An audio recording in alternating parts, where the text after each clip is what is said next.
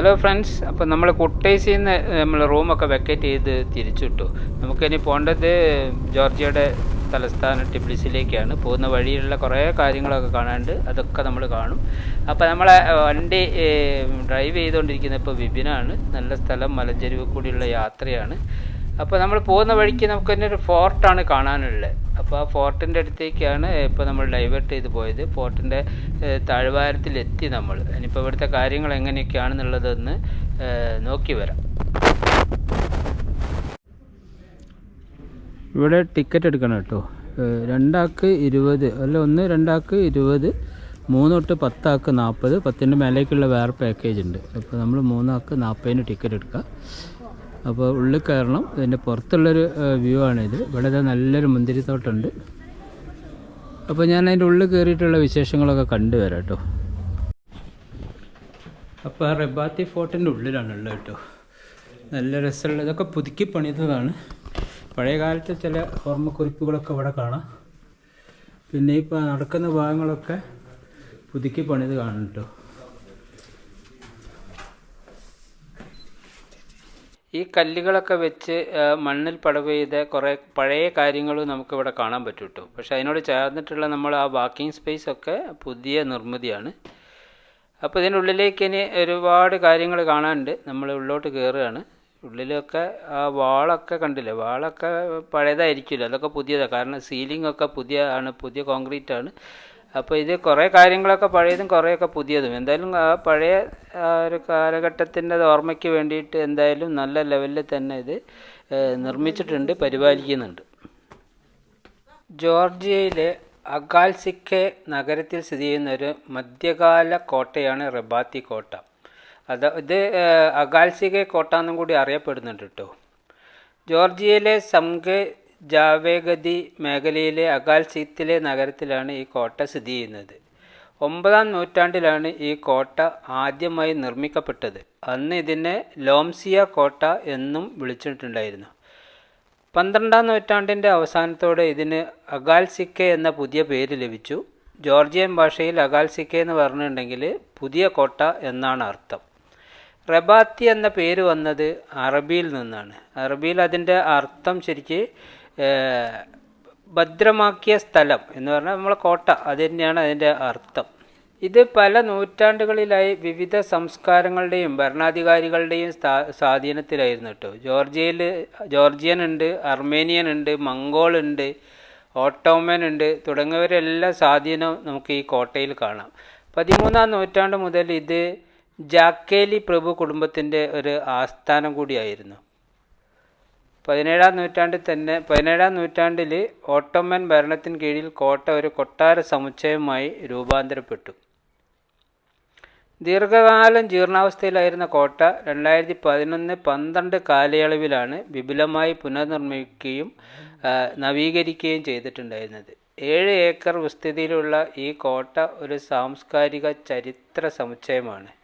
ഇതിനെ പ്രധാനമായും താഴത്തെ ആധുനിക ഭാഗം, മുകളിലെ ചരിത്രപ്രധാനമായ ഭാഗം എന്നിങ്ങനെ 2ആയി തിരിച്ചിട്ടുണ്ട്. കോട്ടയ്ക്കുള്ളിൽ ചർച്ച് ഉണ്ട്, മസ്ജിദ് ഉണ്ട്, ഒരു സിനഗോഗ് ഉണ്ട്, മദ്രസ ഉണ്ട്, ചരിത്ര മ്യൂസിയം ഉണ്ട്, ഇങ്ങനെയെല്ലാം. പിന്നെ അതിൻ്റെ ചുറ്റുവട്ടത്തായിട്ട് ഹോട്ടലുകളും കഫേകളും പലതരം കടകളും സുവനീർ വസ്തുക്കൾ കിട്ടുന്ന സ്ഥലങ്ങളൊക്കെ നമുക്ക് അവിടെ കാണാൻ പറ്റും. കോട്ടയുടെ വാസ്തുവിദ്യയിൽ ഓറിയൻ്റൽ സ്വാധീനം ശക്തമായി കാണപ്പെടുന്നുണ്ട്. ഇത് ജോർജിയയിലെ മറ്റ് കോട്ടകളിൽ നിന്ന് ഇതിനെ വ്യത്യസ്തമാക്കുന്നുണ്ട്. ശരിക്കും ഒരു ജോർജിയ എടുത്തു കഴിഞ്ഞാൽ അവിടുത്തെ ഒരു പ്രധാന ടൂറിസ്റ്റ് കേന്ദ്രം കൂടിയാണ് ഈ റെബാത്തി കോട്ട കേട്ടോ. കണ്ടില്ലേ ഈ റൗണ്ട് സ്റ്റെപ്പുകൾ, ഇത് മുകളിലേക്കുള്ളതാണ് കേട്ടോ. ഏറ്റവും ടോപ്പിൽ നമ്മളെ ഫ്ലാഗ് കണ്ടില്ലേ, ആ ഫ്ലോറിലപ്പുള്ളത് ഫ്ലാഗിൻ്റെ ഫ്ലോറിൽ, ഇതിൻ്റെ മുകളിലാണ് ആ ഫ്ലാഗ് ഉള്ളത്. ഇനി അങ്ങോട്ട് കയറാൻ പറ്റില്ല. അപ്പോൾ അത്രയും ടോപ്പിൽ നമ്മൾ എത്തിക്കുന്നത്. ഇവിടുന്ന് താഴേക്കുള്ളൊരു വ്യൂ ആണ്, ഒരു 1.5 വ്യൂ ആണ് കേട്ടോ. മിക്കവാറും ഇവരുടെ ഈ അങ്ങാടി മൊത്തം തന്നെ കാണാം. കോട്ടൻ്റെ കുറേ ഭാഗങ്ങൾ അവിടെ കാണാം. കോട്ടയുടെ ഈ ഭാഗങ്ങളൊക്കെ പുനർനിർമ്മിച്ചതാണ് കേട്ടോ. പുനർനിർമ്മിച്ചിട്ടുണ്ടെങ്കിൽ കൂടി പഴയ ആ തനിമയിൽ തന്നെ എല്ലാം നിലനിർത്താൻ നോക്കിയിട്ടുണ്ട്. ഇവിടെ ഈ താഴെ ഒരു പോണ്ട് നിർമ്മിച്ചതായിട്ട് കാണാം. അത് നന്നായിട്ട് വൃത്തിയായിട്ട് സൂക്ഷിക്കുന്നുമുണ്ട്. പിന്നെ നമുക്കിതിൻ്റെ ഉള്ളോട്ട് പോയി കഴിഞ്ഞാൽ ഉള്ളിൽ ഇതേമാതിരി ഒരു ബാട്ടബ് മാതിരി ഒരു സാധനം ഇവിടെ നിർമ്മിച്ചിട്ടുണ്ട്. എന്താണ് ഇതിൻ്റെ ഉദ്ദേശം എന്നൊന്നും അറിയില്ല. ഇതൊക്കെ ഒരു പുതിയ നിർമ്മിതിയാണ്. പഴയതിൻ്റെ അതേ രൂപം തന്നെ നിലനിർത്താൻ ശ്രമിച്ചിട്ടുമുണ്ട്. അങ്ങനെ ഫോർട്ടൊക്കെ കണ്ടിറങ്ങി. ഇപ്പം ഇവിടുത്തെ സമയം 2:15, നാട്ടിലാണ് 3:45. ഇപ്പം ലഞ്ചൊന്നും കഴിച്ചില്ല. ഇവിടെ കുറച്ച് ഹോട്ടലുകളൊക്കെ കാണുന്നുണ്ട്. അവിടെ ഒരു റെസ്റ്റോറൻ്റ് ഉണ്ട്, ഇവിടെ ഒരു റെസ്റ്റോറൻ്റ് ഉണ്ട്, നോ ഷുഗർ എന്നൊക്കെ പറഞ്ഞ്. അപ്പോൾ ഇവിടുന്ന് എന്തെങ്കിലും ഫുഡ് കിട്ടുമോ എന്ന് നോക്കണം. ഇവിടെ മെനു ഒക്കെ കിട്ടി. അപ്പോൾ മെനു കിട്ടി, അതിലൊക്കെ അധികം പോർക്ക്, ചിക്കൻ, ഗാർലിക് എന്നൊക്കെ പറഞ്ഞ സാധനങ്ങളാണ് കാണുന്നത്. ഫസ്റ്റ് തന്നെ ഉള്ളത് ബീഫ് സൂപ്പ്, ചിക്കൻ സൂപ്പ് ഉണ്ട്.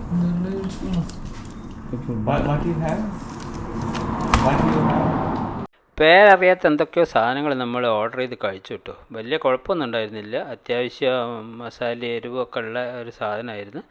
അപ്പോൾ അത് കഴിഞ്ഞ് നമ്മൾ ഇറങ്ങി. ഇനിയിപ്പോൾ നമുക്ക് അടുത്ത സ്ഥലത്തേക്ക് നോക്കണം. ഇവിടുന്ന് പോകുന്ന വഴി തന്നെ നമ്മൾ നോക്കിയപ്പോൾ ഒരു ഗുഹാമനുഷ്യർ താമസിച്ച ഒരു മലേൻ്റെ മുകളിൽ ഗുഹ ഉണ്ടാക്കി താമസിച്ചൊരു സ്ഥലമുണ്ട്. അവിടേക്ക് പോകണം. അപ്പോൾ അവിടേക്ക് പോകുന്നൊരു വഴിയാണ് കേട്ടോ ഇത്. ആ ഭാഗത്തേക്കുള്ള എന്ത് രസമാണെന്ന് നോക്കിയേ. 2 ഭാഗത്തും മരങ്ങൾ, പല കളറിലുള്ള മരങ്ങളൊക്കെ പൂത്ത് നിൽക്കുന്ന നല്ലൊരു അന്തരീക്ഷം. ഈ നല്ല ചൂടുള്ളൊരു സമയമാണിപ്പോൾ. എങ്കിൽ കൂടി നല്ല കാറ്റ് കിട്ടുന്ന സ്ഥലമായതുകൊണ്ട് അത്ര ചൂട് നമുക്ക് അനുഭവപ്പെടില്ല. നിറയെ 2 ഭാഗവും നിറയെ മലകളായിട്ട് അടിപൊളി ഒരു വ്യൂ ഉള്ള സ്ഥലത്തൂടെയാണ് നമ്മൾ പോകുന്നത് കേട്ടോ. അവിടെ അതൊരു ഡാമിൻ്റെ കൺസ്ട്രക്ഷൻ കാണാം. ചെറിയൊരു 2 മലയ്ക്കിടയ്ക്കായിട്ട് ചെറിയൊരു ഡാം. ഇപ്പം വെള്ളമൊക്കെ കുറവാണ്. റിസർവയറൊക്കെ ആയിരിക്കും നമ്മളിപ്പോൾ കടന്നു വന്ന സ്ഥലം. പക്ഷേ അവിടെ ഒന്നും ഇപ്പോൾ വെള്ളമില്ല. ഈ കാണുന്ന വ്യൂകൾ തന്നെ ഭയങ്കരമാണ് കേട്ടോ. നമുക്ക് എന്ത് രസമാണെന്ന് നോക്കിയാൽ തട്ടുകളായിട്ട് ഇങ്ങനെ വലിയ വലിയ പർവ്വതങ്ങൾ ഇങ്ങനെ ലെവലിൽ നിൽക്കുന്ന അടിപൊളിയൊരു വ്യൂ ആണ് കേട്ടോ. ഇവിടെയാണ് കേട്ടോ. ഇതാണ് ഡാമിൻ്റെ മോൾ ഭാഗം. ഇവിടെ അത്യാവശ്യം വെള്ളമുണ്ട്. മറ്റേ നമ്മൾ കണ്ടത് താഴ്ഭാഗമാണെന്ന് തോന്നുന്നു. എന്തിനു വേണ്ടിയുള്ള ഡാമാണെന്നറിയില്ല. വൈദ്യുതി ഉണ്ടാക്കുന്നുണ്ടോയെന്നൊന്നും അറിയില്ല. ചില പർവ്വതങ്ങളിലൊക്കെ നന്നായിട്ട് പുല്ലും മരങ്ങളും ഒക്കെ നിറഞ്ഞിരിക്കുന്നത് കാണാം. പക്ഷേ ഇതേമാതിരി മരുഭൂമി പോലെയുള്ള സ്ഥലങ്ങൾ ഏറെ കാണാം കേട്ടോ നമുക്ക്. അപ്പോൾ നമ്മൾ വണ്ടി ഇപ്പോൾ ഓടിച്ചുകൊണ്ടിരിക്കുന്നത് സുയിത്താണ്. നല്ല 2 ഭാഗങ്ങളും മലകൾ വന്ന് കൂട്ടിമുട്ടുന്ന സ്ഥലത്ത് റോഡ് നിർമ്മിച്ച് അതിലൂടെയാണ് കേട്ടോ ഇപ്പോൾ യാത്ര. ഒരു വല്ലാത്തൊരു അനുഭവം നൽകുന്ന യാത്ര തന്നെയാണ് ഇത്. ഈ നദി കണ്ടില്ലേ? ഈ നദി നേരത്തെ നമ്മൾ കണ്ടിരിക്കുന്ന ഡാമിലേക്ക് ഒഴുകിയെത്തുന്ന നദിയാണ് കേട്ടോ. അതിൻ്റെ കരയിലൂടെയാണ് ഇപ്പോൾ നമ്മളെ യാത്ര. ലഞ്ചൊക്കെ കഴിഞ്ഞ് നമ്മളൊരു 19 കിലോമീറ്റർ കൂടി പോകുന്നു കേട്ടോ. അപ്പോൾ അതിനിടയ്ക്ക് ചെറുതായിട്ടൊന്ന് മയങ്ങിപ്പോയി. ഇപ്പോൾ നമ്മൾ വേറൊരു മലേൻ്റെ മുകളിലുള്ളൊരു കാഴ്ചയാണ് കാണാൻ വന്നത്. അതിൻ്റെ അടുത്താണ് ഇപ്പോൾ നമ്മളിവിടെ പാർക്ക് ചെയ്തു. സൈഡ് കിട്ടി പാർക്ക് ചെയ്ത്. ഇവിടെ ചെറിയൊരു റെസ്റ്റോറൻറ്റുകളൊക്കെ ഉള്ള കുറേ ആളുകളൊക്കെ വന്നിട്ടുണ്ട് കേട്ടോ കാണുന്നതിന്. ഇവിടെ ടിക്കറ്റ് ഉണ്ടോ എന്താണെന്നൊന്ന് പോയി നോക്കാം. അപ്പോൾ ഇതിൻ്റെ മുകളിലേക്ക് കയറുന്നില്ല എന്നൊക്കെയാണ് വിചാരിച്ചെങ്കിലും പക്ഷെ ഇവിടം വരെ വന്നിട്ട് അതൊന്ന് കണ്ടുപോകാതിരുന്നും മോശമല്ലേ. അപ്പോൾ ടിക്കറ്റ് എടുത്തു കേട്ടോ. 15 ജെല്ലാണ് ഒരാൾക്ക് ചാർജ്. പിന്നെ ഇവിടുന്ന് വണ്ടിക്ക് പോകണമെങ്കിൽ നടന്ന് പോകാം. വണ്ടിക്ക് പോകണമെങ്കിൽ 2 ജെല്ല് കൂടി അഡീഷണൽ കൊടുക്കണം. അങ്ങനെ 17 ജെല്ല്. അപ്പോൾ കുറച്ച് ദൂരം വരെയൊക്കെ വണ്ടിക്ക് പോകാം. എന്നാലും ബാക്കി നമ്മൾ നടക്കേണ്ടി വരും. പോയി നോക്കാം എന്തായാലും. അപ്പോൾ നമ്മൾ വണ്ടി കയറി കേട്ടോ. വണ്ടി നിറച്ചാണ് നേരെ മുകളിലേക്ക്. ഈ ആളുകളെ കൊണ്ടുപോകുന്ന വണ്ടി ഇലക്ട്രിക് വണ്ടിയാണ് കേട്ടോ. ഇതൊരു 2-3 കിലോമീറ്റർ മലേൻ്റെ ഏകദേശം കുറച്ച് താഴ്വരയിൽ വരെ പോവും. അതിൽ ഉള്ളത് നല്ലതാണ്. കാരണം മല കയറാൻ കുറച്ചുണ്ട് എന്നാണ് അറിയാൻ പറ്റിയത്. അപ്പോൾ ഇതുണ്ടല്ലേ, ഇതിൻ്റെ ആ താഴ്വരയിൽ വരെ വണ്ടി എത്തിക്കും. അപ്പോൾ നേരെ മുന്നിൽ കാണാം, നമുക്ക് ആ ഗുഹകളൊക്കെ കാണാം. അപ്പോൾ ഇവിടം വരെ വണ്ടിയുള്ളൂ. ഇവിടെ സ്റ്റോപ്പ് ചെയ്തു. ഇനി നമുക്ക് നടക്കാം. കുറച്ച് മുകളിൽ വരെയൊക്കെ എത്തിയിട്ടോ. ഇനി താഴെ കണ്ടില്ലേ, താഴെ ആ അങ്ങാടിയിൽ നിന്നാണ് നമ്മൾ പോകുന്നത്. പിന്നെ ഇവിടുന്ന് നേരെ മുകളിലേക്ക് കയറണം. അത് മാത്രമൊന്നുമില്ല, എന്നാലും വലിയ മോശമല്ല. ഒരു ഇതാ കണ്ടില്ലേ, പാറേൻ്റെ മുകളിൽ നിൽക്കുന്നത്. ഫോട്ടോഷൂട്ട് കേട്ടോ. കാലൊന്ന് തെന്നിയാൽ. അങ്ങനെ നമ്മളിപ്പോൾ ആ ഗുഹാമുഖത്തിൽ എത്തിയിട്ടോ. കണ്ടില്ലേ ഓരോ വിൻഡോ മാതിരി കാണുന്ന, അതിനുള്ളിലൊക്കെ പണ്ട് മനുഷ്യർ താമസിച്ചിരുന്നു എന്നാണ് പറയുന്നത്. അപ്പോൾ അതിനുള്ളിലേക്ക് കയറണം. അപ്പോൾ ഇതിൻ്റെയൊക്കെ ഓരോന്നിനും നമ്പർ ഇട്ടിരിക്കുന്നത്, 1 എന്നാണ് തോന്നുന്നു ഫ്രണ്ട് കാണുന്നത്. അങ്ങനെ കുറേ നമ്പർ ഇട്ട് ഓരോ വഴി പോകുന്നതൊക്കെ അതിൽ കാണിച്ചിട്ടുണ്ട്. ഇതാണ് മക്കളെ ആ ഗുഹ. ഇതിൻ്റെ അകത്തൊക്കെ ഇതുണ്ടല്ലേ, ബെഡ് മാതിരിയുള്ള സാധനം ഉണ്ടാക്കി വെച്ചിട്ടുണ്ട്, കിച്ചൺ ഉണ്ട് എന്ന് പറഞ്ഞ മാതിരി എല്ലാം ഉണ്ട്. വലിയ ഹൈറ്റ് വ്യത്യാസമൊന്നുമില്ല, ആൾക്ക് നൂർന്ന് നിൽക്കാൻ പറ്റിയ ഹൈറ്റുള്ള അത്ര ഒത്തിരി ഗുഹകളുള്ള ഒരു സ്ഥലത്തേക്കാണ് നമ്മൾ വന്നത്. അപ്പോൾ അതിൻ്റെ ഡീറ്റെയിൽ ആയിട്ടുള്ള കാര്യങ്ങൾ ഞാൻ പറയാം. ജോർജിയയിലെ ചരിത്രപരമായ ആകർഷണങ്ങളിൽ ഒന്നാണ് വാർസിയ ഈ ഗുഹ കേട്ടോ. ജോർജിയയുടെ തെക്കൻ ഭാഗത്തുള്ള ജാവഗേദി മേഖലയിൽ മത്ക്വാരി നദിയുടെ തീരത്താണ് ഈ ഒരു സ്ഥലം സ്ഥിതി ചെയ്യുന്നത്. 12-ാം നൂറ്റാണ്ടിൻ്റെ 2ാം പകുതിയിലാണ് ഇതിൻ്റെ പ്രധാന നിർമ്മാണം നടന്നത്. ജോർജ് 3-ാമൻ രാജാവാണ് ഇത് നിർമ്മാണം ആരംഭിച്ചത്. പക്ഷേ അദ്ദേഹത്തിൻ്റെ മകൾ കീൻ തമാറാണ് ഇത് പൂർത്തിയാക്കിയത്. ഇതൊരു വലിയ പാറ തുരന്നുണ്ടാക്കിയ ഗുഹ ആശ്രമ സമുച്ചയമാണ് കേട്ടോ. ഏകദേശം 500 മീറ്റർ നീളത്തിൽ പാറക്കെട്ടിൻ്റെ ഉള്ളിലൂടെ 19 തട്ടുകളിലായിട്ട് ഈ ഗുഹ വ്യാപിച്ച് കിടക്കുന്നുണ്ട്. ഇവിടുന്ന് പുറത്തേക്ക് നോക്കിയേ, എന്ത് രസമുള്ള സ്ഥലമാണെന്ന് നോക്കിയേ. അപ്പോൾ അന്നത്തെ ആളുകൾ അത്ര മോശക്കാരല്ല, നല്ല വ്യൂ ഒക്കെ നോക്കിയിട്ടുള്ള സ്ഥലത്താണ് ഇത് നിർമ്മിച്ചിരിക്കുന്നത്.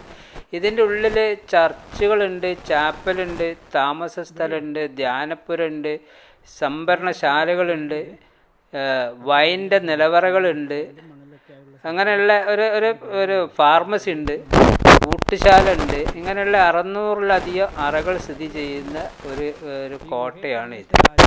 ഇതിൻ്റെ പ്രധാന ആകർഷണം എന്ന് പറഞ്ഞിട്ടുണ്ടെങ്കിൽ ചർച്ച് ഓഫ് ദി ഡോർമിഷൻ എന്ന് പറഞ്ഞതാണ്. ഈ ചർച്ചിൻ്റെ ഒരു ഹൃദയഭാഗമാണ് ഈ ചർച്ച് നിൽക്കുന്നത് കേട്ടോ.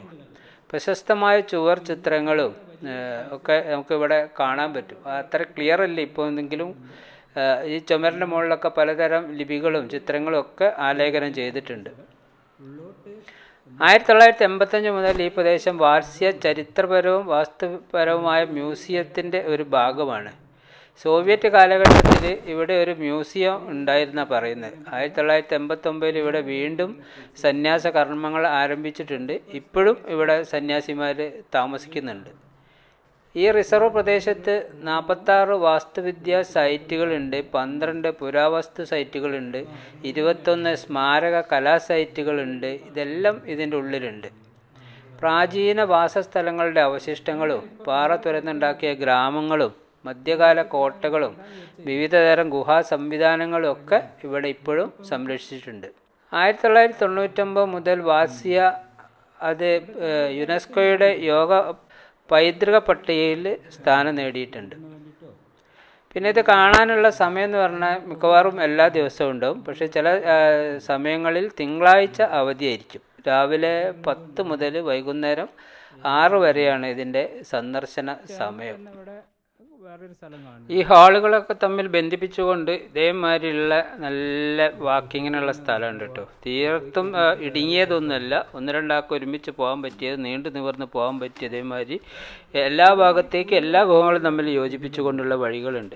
ഇത് കണ്ടില്ലേ, നമ്മൾ കണ്ട എല്ലാ ഗുഹയ്ക്കുള്ളിലും ഇതേമാതിരിയുള്ള ആ ഹാളിൻ്റെ സെൻറ്ററായിട്ട് ഇതേമാതിരി ഒരു കുഴി കാണും. അപ്പോൾ ഇത് എന്താണ് കാര്യം എന്ന് എനിക്ക് മനസ്സിലാകുന്നില്ല. ചിലർ പറയുന്നുണ്ട് അത് ധാന്യങ്ങളൊക്കെ സംഭരിച്ച് വെക്കാൻ, അങ്ങനെയാണ് റൂമിൻ്റെ നടുക്കുണ്ടാവുമോ. പിന്നെ ചിലർ പറയുന്ന പ്രാഥമിക കർമ്മങ്ങളൊക്കെ നടത്താനാണെന്നുള്ളത്. എന്താണെന്ന് എനിക്ക് അതിൻ്റെ ഉറപ്പില്ല. അറിയുന്നവരുണ്ടെങ്കിൽ ഒന്ന് കമൻറ്റ് ചെയ്യണേ. എന്താണ് രസം എന്ന് നോക്കിയാൽ ഇവിടുന്ന് താഴേക്ക്, ഞാനിപ്പോൾ വേറെ ഒരു സ്ഥലത്ത് നിന്ന് ഇങ്ങോട്ടേക്കുള്ള ഒരു വീഡിയോ എടുത്താണ് കേട്ടോ. ശരിക്കും വലിയൊരു കൊട്ടാരത്തിൻ്റെ ഭാഗങ്ങൾ മാതിരി തോന്നിക്കുന്നില്ല ഇത്.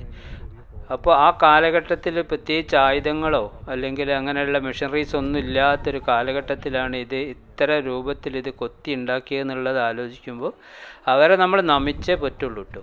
അത്രയും സൗകര്യങ്ങൾ ഇതൊന്നും പുനർനിർമ്മിച്ചിട്ടില്ല. പക്ഷേ നമുക്ക് നടക്കേണ്ട ചില ഭാഗങ്ങൾ മാത്രം സ്റ്റെപ്പ് ഇട്ട് കൈവരികൾ വെച്ചിട്ടേ ഉള്ളൂ ഒരു സുരക്ഷത്തിന് വേണ്ടിയിട്ട്. ബാക്കിയൊക്കെ പഴയ ആ ലെവലിൽ തന്നെ ഇന്നും സ്ഥിതി ചെയ്യുന്നുണ്ട്. ഇത് എന്താണ് ഈ കാണുന്നത് നോക്കിയാൽ മലേൻ്റെ തുറന്ന് ഉണ്ടാക്കിയിരിക്കുന്ന സാധനമായിട്ട് കേട്ടോ. ആർച്ചുണ്ട്, അല്ലെങ്കിൽ തൂണുകളുണ്ട്. ആർക്കിടെക്റ്റ് ഇല്ല, എൻജിനീയർ ഇല്ല, സൂപ്പർവൈസർ ഇല്ല. അന്നത്തെ ആ മെഷീനറീസിൻ്റെ കാര്യം പറഞ്ഞില്ല, ഒന്നുമില്ലാതെ നാടൻ പണിയായുധങ്ങൾ കൊണ്ട് നിർമ്മിച്ചിരിക്കുന്നതാണ് കേട്ടോ ഇത്. ഇതിന് അത്ഭുതം എന്നല്ലാതെ നമുക്ക് വേറെ ഒന്നും പറയാനില്ല.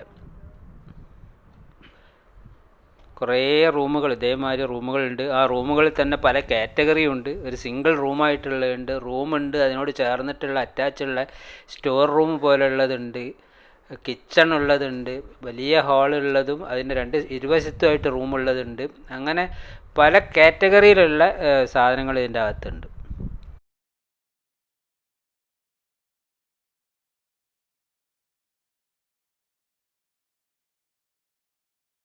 ഈ ഗുഹയ്ക്കുള്ളിൽ ഇപ്പോഴും ആരാധന നടക്കുന്ന സ്ഥലമാണ് കേട്ടോ. അവിടെ മാത്രം കുറച്ച് ലൈറ്റും മെഴുകുതിരിയൊക്കെ കത്തിച്ച് വെച്ച സ്റ്റാൻഡൊക്കെ നമുക്ക് കാണാം. ഇപ്പോഴും സന്യാസിമാരുണ്ട് അവിടെ. കുറേ മുകളിലേക്ക് കയറുന്നുണ്ട്, പിന്നെ കയറിയത് താഴേക്ക് ഇറങ്ങുന്നുണ്ട്, പിന്നെ കുറേ നേരെ നടക്കുന്നുണ്ട്. ഇതിൻ്റെ ഉള്ളിൽ കൂടി ഒരു സ്ഥലത്ത് ഒന്ന് കുനിഞ്ഞ് നടക്കേണ്ട ഒരു സ്ഥലം ഉണ്ടായിരുന്നു കേട്ടോ. അപ്പോൾ അങ്ങനെ എല്ലാം കൂടി കഴിഞ്ഞിട്ട് ഇപ്പോൾ എക്സിറ്റ് ഗേറ്റ് നമ്മൾ കണ്ടിട്ടുണ്ട്. അവർ ശ്വാസം വീണു. ഇതിൻ്റെ ഉള്ളിൽ കയറി നടക്കുക എന്ന് പറഞ്ഞാൽ അത്ര എളുപ്പമുള്ള പരിപാടിയല്ല കേട്ടോ. ഒത്തിരി കയറ്റവും ഇറക്കമൊക്കെ കൂടി ആയിട്ട് പെട്ടെന്ന് തന്നെ ടയേർഡാകുന്നൊരു സ്ഥലമാണ്. അപ്പോൾ കുറേ ഭാഗത്തൊക്കെ ഇതേമാതിരി മരത്തിൻ്റെ ഗോവണി വെച്ചിട്ടുണ്ട്. കാരണം പണ്ട് സ്റ്റെപ്പ് ഉണ്ടാവും, അത് കാലപ്പഴക്കത്തിൽ അതൊക്കെ തേഞ്ഞ് തീർന്നതായിരിക്കും. എക്സിറ്റ് കണ്ടിട്ട് നമ്മൾ ഇതുവരെ പുറത്തെത്തിയില്ല കേട്ടോ. ഇനിയും കുറേ കോടികൾ കയറിക്കൊണ്ടേ ഇരിക്കുകയാണ്. ഇപ്പോൾ എക്സിറ്റ് കണ്ടപ്പോൾ മനസ്സിനൊരു തണുപ്പായിരുന്നു പുറത്തെത്തിയെന്നുള്ള. രക്ഷയില്ല. നമ്മോ കാലൊക്കെ കുഴഞ്ഞിട്ടേ പൊക്കി വെക്കാൻ പറ്റുന്നില്ല, അത്രയും ടയേർഡായിട്ടിട്ട് ഇതിനുള്ളിൽ നിന്ന്.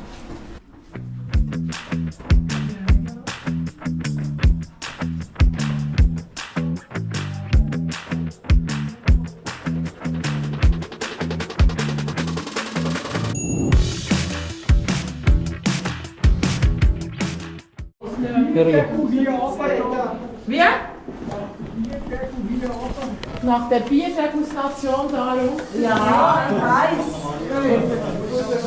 Jo, du schaust das.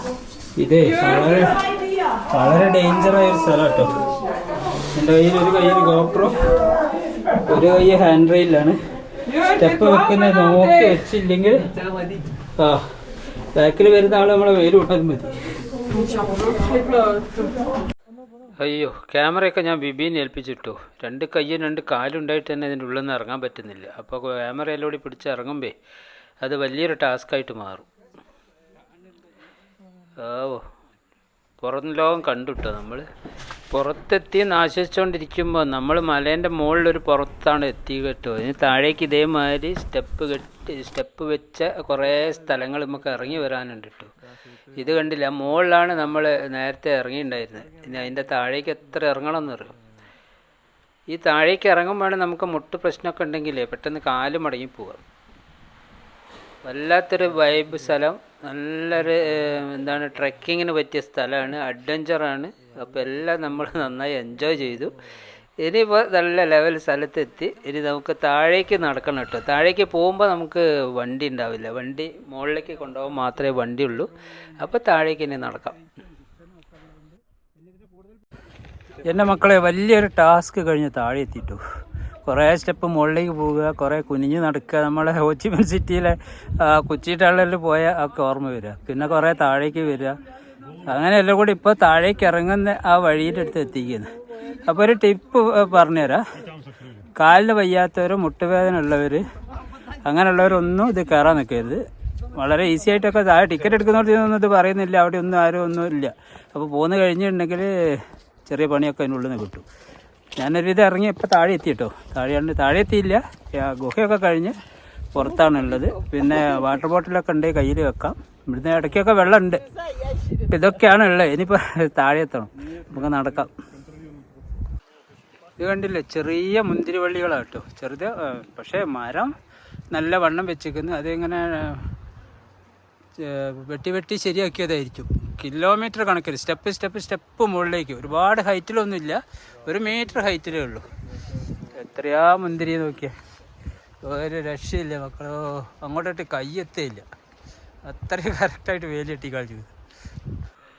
അങ്ങനെ ഒരു വിധം നമ്മൾ താഴെ എത്തിയിട്ടു. താഴെ നിന്ന് മുകളിലേക്ക് നമ്മളിപ്പോൾ പോയ സ്ഥലമാണ്. അപ്പം പാറേൻ്റെ മുകളിൽ നിന്ന് കറുത്ത കുത്തുകൾ കാണുന്നില്ലേ, അതാണ് ഗുഹ കേട്ടോ. അവിടെ നിന്നാണ് നമ്മളിപ്പോൾ താഴേക്ക് ഇറങ്ങി വന്നത്. പിന്നെ നമ്മളെ കാറിൻ്റെ അടുത്ത് എത്തി.